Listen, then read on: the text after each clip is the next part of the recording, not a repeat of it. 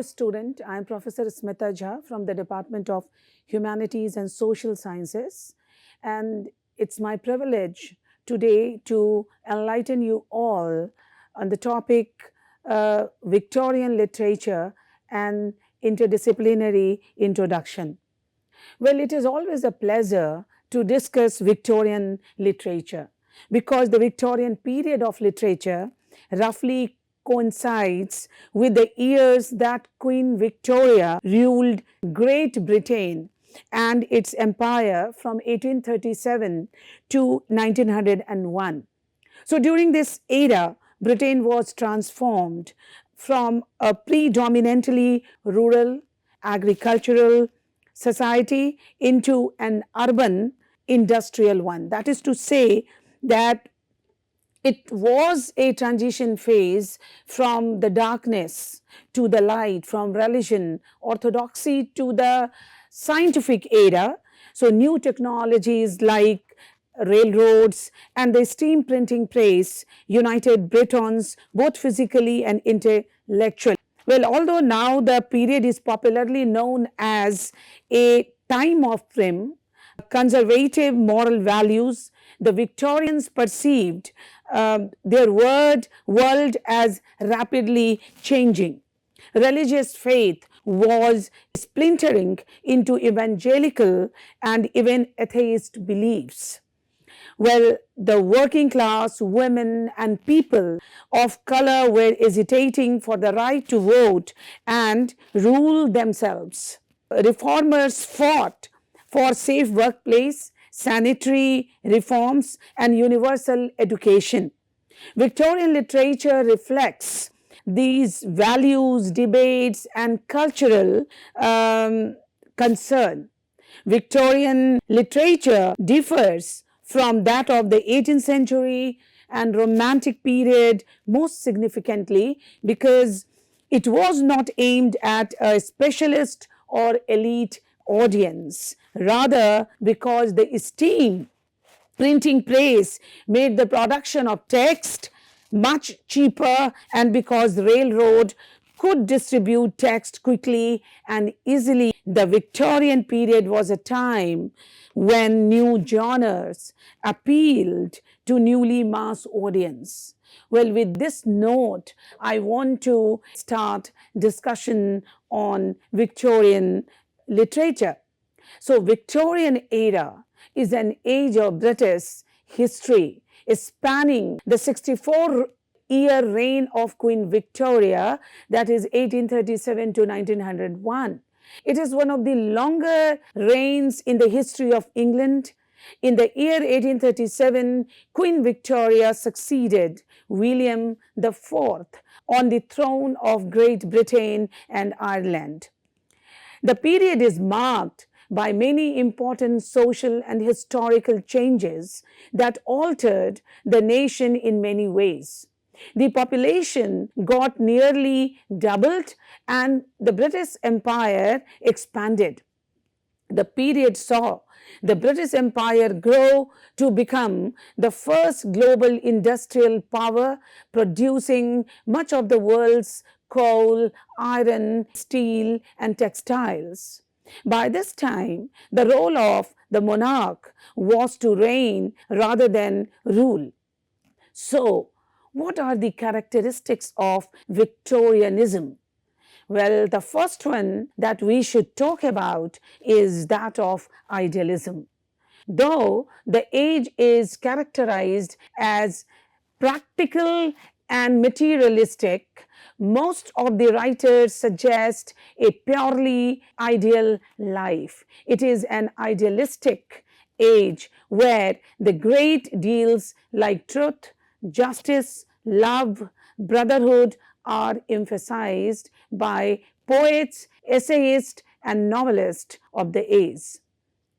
The second one is realism, which is very important part of this era. Literature of this age comes closer to the daily life, which reflects its practical problems and interest. It becomes a powerful instrument for human progress. Then moral purpose. The Victorian literature seems to assert its moral purpose. Tennyson, Browning, Carlyle, Ruskin, all were the teachers of England with the faith in their moral message to instruct the world. Doubt or contradictory faiths and philosophy is yet another important characteristic of this particular age. It is often considered as an age of doubt and contradictory faiths and philosophies. The influence of science is felt here. Browning, the optimist, and Hardy, the pessimist, are regarded as the most popular writers of the age. There is realistic literature with pre-Raphaelite poetry that believes in art for art's sake. The Victorian era was a period of great social and political reform, especially regarding the role of women. Women began actively seeking equal social and legal right as men, and one of the main ways they attempted to draw attention to their plight was through writing. Women wrote in order to make a living, contribute to the literary world, and change British society by fighting for women's rights. Voting and property rights, education opportunities, and employment restrictions were all issues women of 19th century Britain faced. Many women started writing and publishing their work in order to make their voices heard and to demand equality. As a result, feminism started to gain momentum out of the openly unfair and worsening social and political situation. The idea of the new woman, underquote, popular during the Victorian era, served as a significant cultural icon. The new woman was the opposite of the stereotypical Victorian woman who were uneducated, reliant entirely on a man, and led an entirely domestic life. Instead, the new woman was intelligent, independent, educated, and self-supporting. Some of the popular female novelists of this time include Charlotte Bronte and George Eliot. Many women of the Victorian era published their work anonymously or under pseudonyms to ensure that their works would be given the same merit that works by male authors were granted. Using gender ambiguous pseudonyms, which all of the Bronte sisters did, allowed female novelists the freedom to create characters exactly the way they wanted without fear of being disrespected or not taken seriously because they were created by women.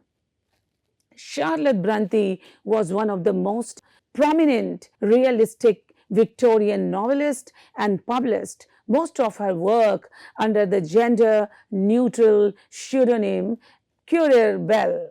In her novels, Bronte created a strong female heroines who possessed free thought, intellect, and strong moral character.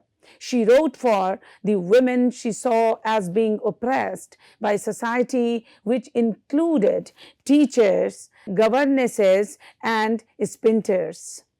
Unmarried middle-class women either had to turn to prostitution or be a governess in order to earn a living. Governesses had no security of employment, received minimal wages, and were isolated in the household with the level of being somewhere in between a family member and a servant.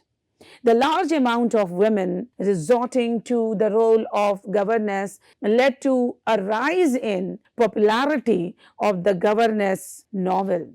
Charlotte Bronte felt that all of these women were imprisoned by society or circumstances beyond their control, and she was impelled to speak out for them in her writing. The most popular example of governess novel would be her novel Jane Eyre, which is a functional autobiography of the orphan Jane Eyre as she matures and becomes a governess at Thornfield Manor. This is the book Jane Eyre, which is indeed a classical novel dealing with the ups and downs in the life of woman, of course, helpless woman, but who fought very bravely throughout her lifetime. Jane Eyre is a novel written by Charlotte Bronte in 1847. The novel follows the story of Jane, a seemingly plain and simple girl, as she battles the many obstacles in her life. Her cruel and abusive aunt, Reed, the grim conditions at Lowood School, her lover, Rochester, and Rochester's marriage to Bertha, all of which she overcomes through her determination, sharp wit, and courage. There are elements of Jane Eyre that echo Charlotte Bronte's own life.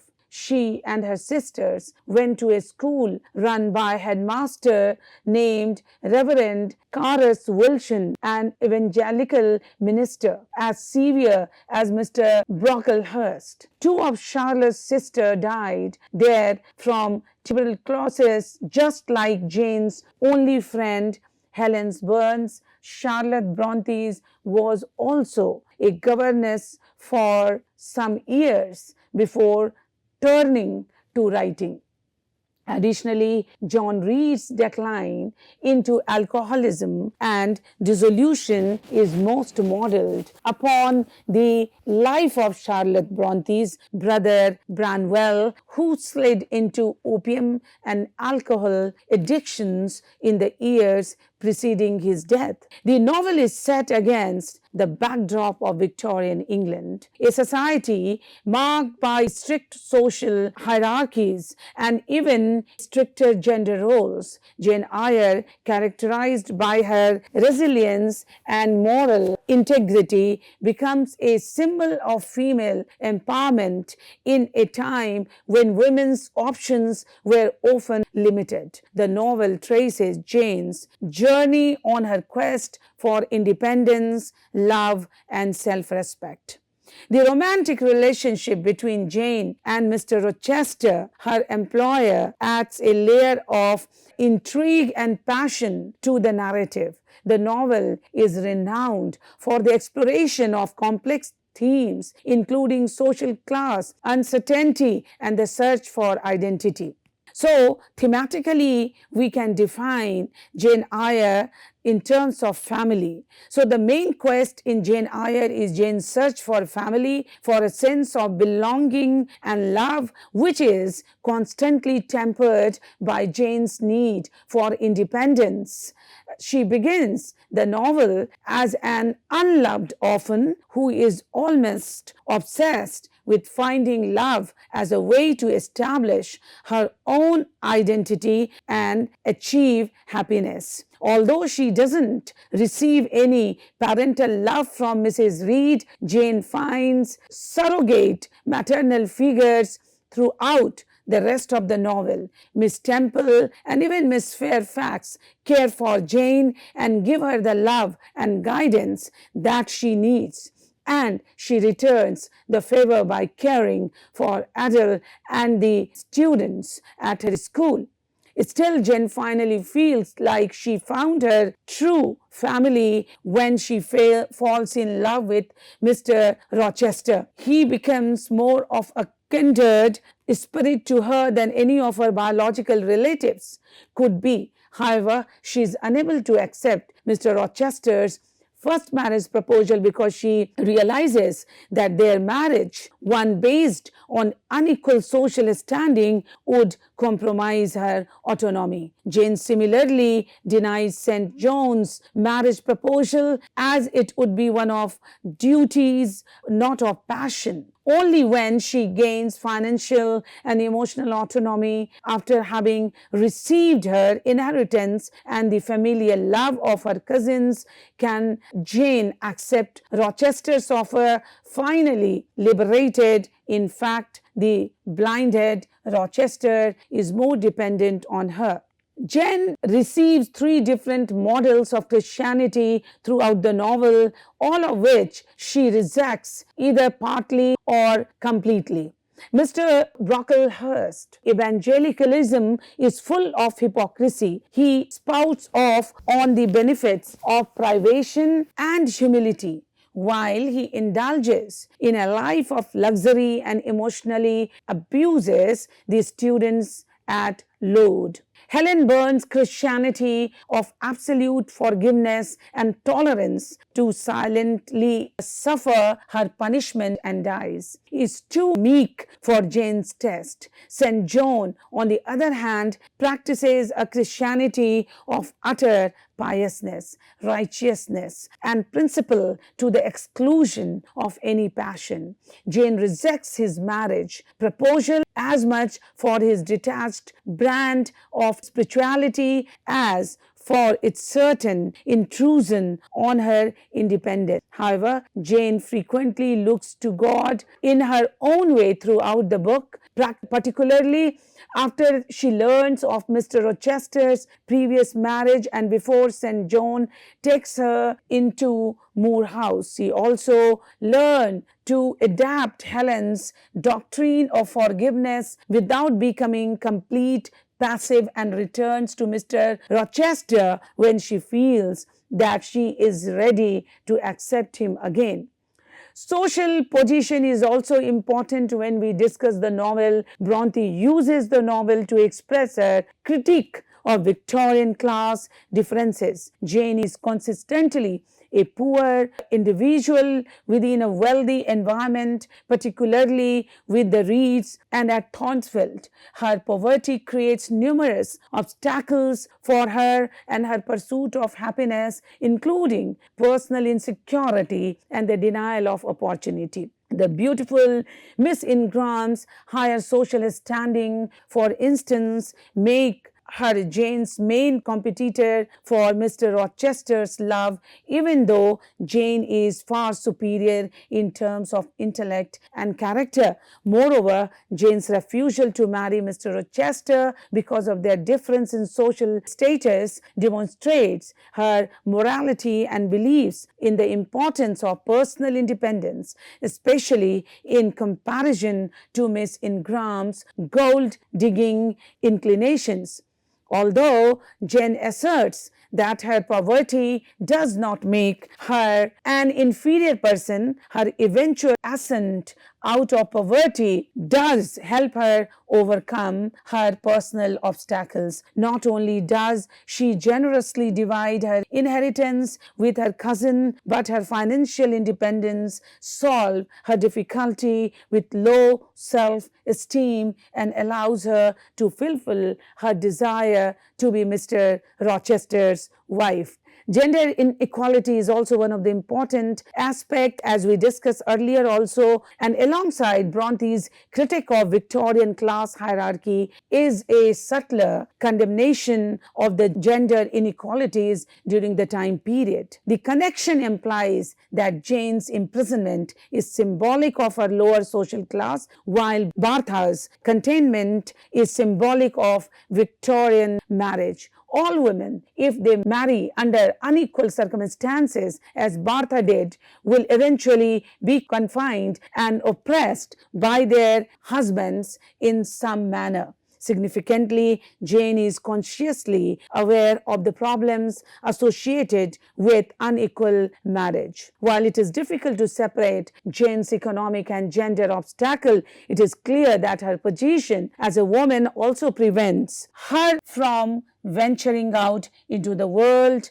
as many of the male characters do, Mr. Rochester, her Uncle John, and St. John, for instance. Indeed, her desire for worldly experience makes her last name ironic, as Eyre derives from the old French word meaning to travel. So if Jane were a man, Bronte suggests, she would not be forced to submit to so much economic hardship. She could actively attempt to make her fortune. As it is, however, Jane must work as a governess, the only legitimate position open for a woman of her station, and simply wait for her uncle to leave his fortune. So external beauty and internal beauty also important aspect, and throughout the novel Bronte plays with the dichotomy between external beauty and internal beauty. Both Bertha Mason and Blanche Ingram are described as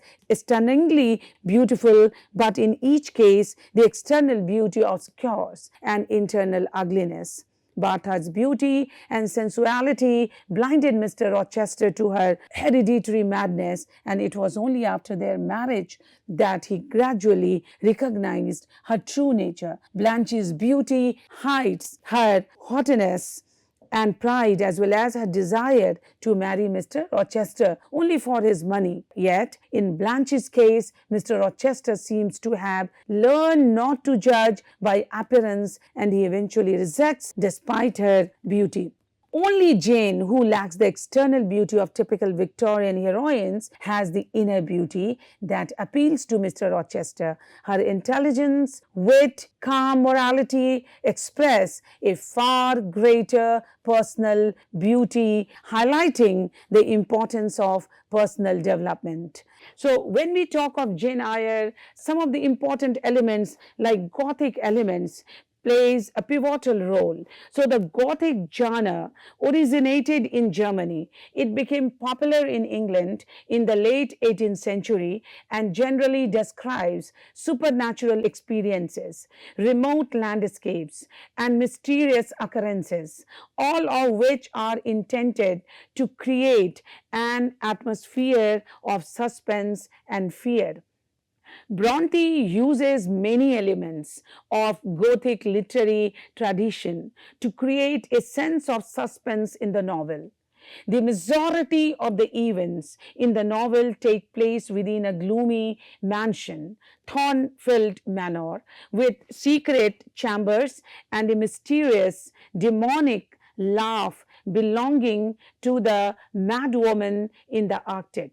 Bronte also evokes a sense of the supernatural, incorporating the ghost of Mr. Reed in the Red Room. More importantly, Bronte uses the Gothic stereotype of the Byronic hero to formulate the primary conflict of the text. Brooding and tortured while simultaneously passionate and charismatic, Mr. Rochester is the focal point of the passionate romance in the novel. His dark past and unhappy marriage to Bertha Mason set the stage for the dramatic conclusion of the novel. This novel is a kind of, piece of literature that we may say of a troubled childhood, an undaunted spirit.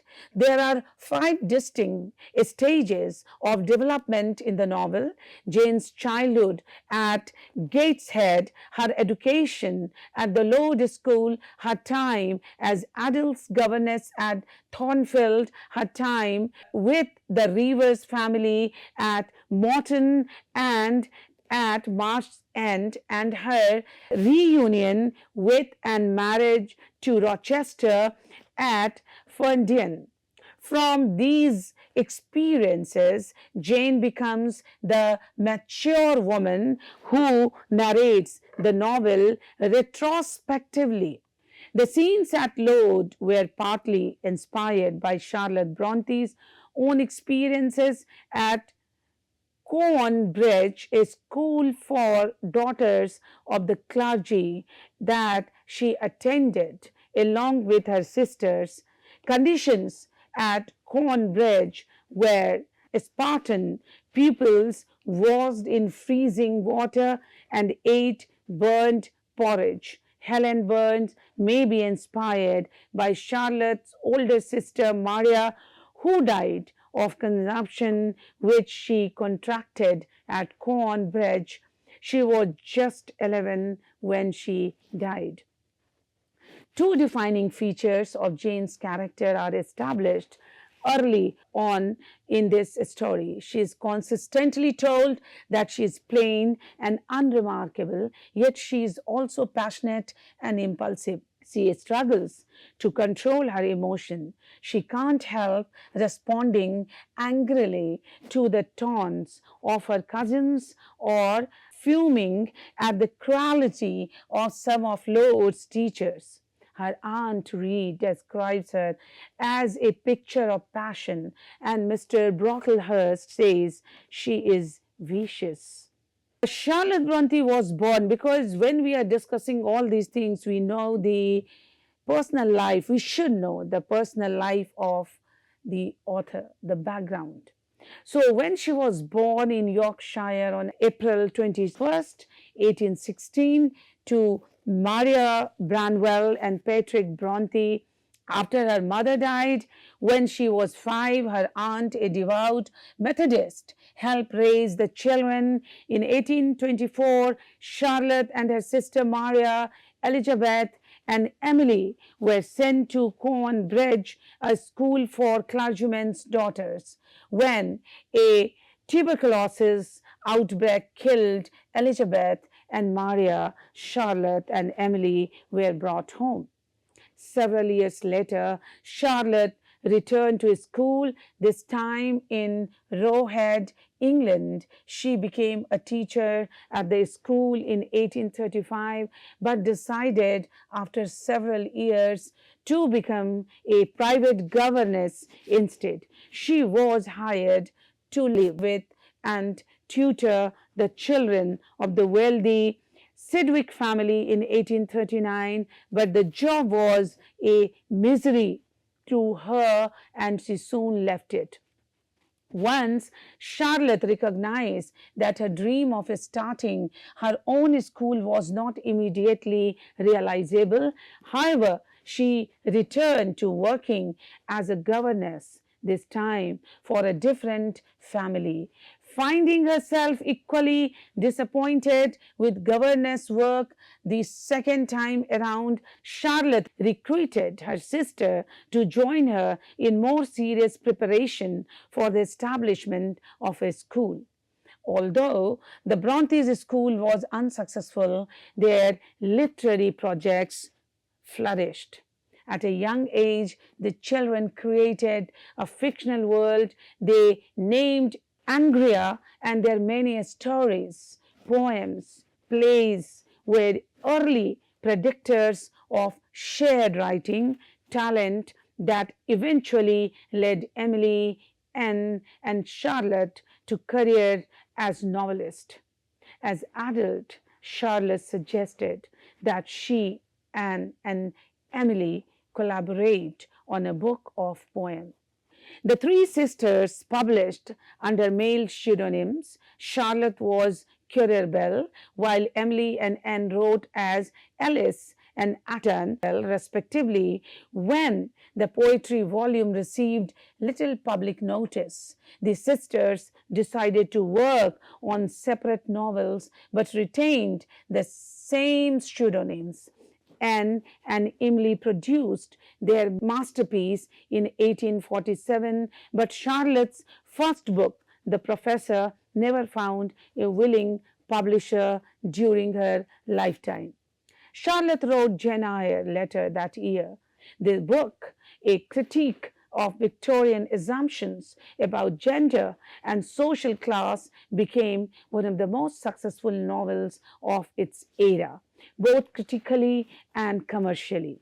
The plot of Jane Eyre follows the form of a bildungsroman, which is a novel that tells the story of a child's maturation and focuses on the emotions and experiences that accompany and incite his or her growth to adulthood. After the success of Jane Eyre, Charlotte revealed her identity and went on to write several other novels, most notably Shirley in 1849, becoming a respected member of London's literary set. But the deaths of sibling Emily and Branwell in 1848 and Anne in 1849 left her feeling emotionally isolated. In 1854, she wed the Reverend Arthur Nicholas, even though she did not love him. She died of pneumonia while pregnant the following year. Jane Eyre is an advocate for her sex at a time when women's talent, skills, and independence were far from being valued. Charlotte Bronte was well aware of women's subservient position in Victorian society and of the difficulties that were faced by a woman who wanted or had to make her way in the world. The novel does draw extensively on the imperial context. For instance, the slave trade had only been abolished in 1807 in British territories after a long fought campaign by a number of organizations, including the Quakers, while emancipation was only achieved in 1833. During the period 1781 to 1807, Britain had carried in excess 1,000,000 slaves from Africa to the America. As a Creole, Bertha Mason would probably have counted slaves traded by France, which initially abolished slavery during the Revolution, among the ancestors. Beyond this, we have the references to trade with the Caribbean and missionary actively in India, including Jane's comment that I was not heroic enough to purchase liberty at the price of caste. The two sides of Charlotte Bronte's nature are seen in her life. On the one hand, she was a realist, supervising her father's household, directing her sister, and preparing to teach in school. On the other, she was a romanticist, seeking to escape from the dull routine of reality in a make-believe dream world. In the closing chapter of Jane Eyre, Charlotte Bronte raises the veil on her subconscious, passionate nature. G.K. Chesterton sums her up in these words: Charlotte Bronte embodies a contrast, which is at least a curiosity of literature. She might be compared to a Baptist chapel built on a volcano, while critics like George Lewes declared the work the best novel of the season. Some of other critics focused about its ideological tone.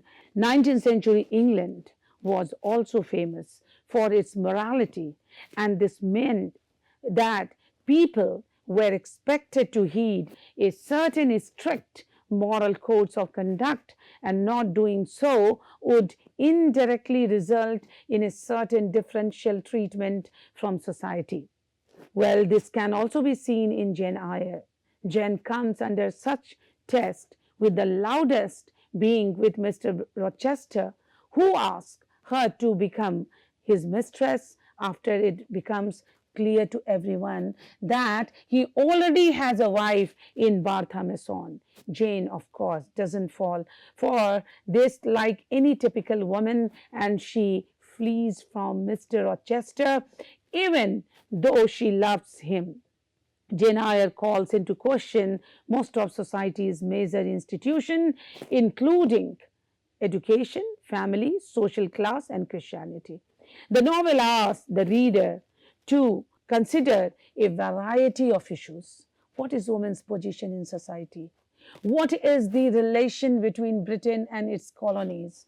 How important is artistic endeavor in human life? What is the relationship of dreams and fantasy to reality? And what is the basis of an effective marriage? With this, I conclude the entire discussion, and I hope that after listening to this, you will imbibe some of the important aspects of Jane Eyre, which is indeed a multi-dimensional novel of not only Victorian age, but the whole English corpus. Thank you very much.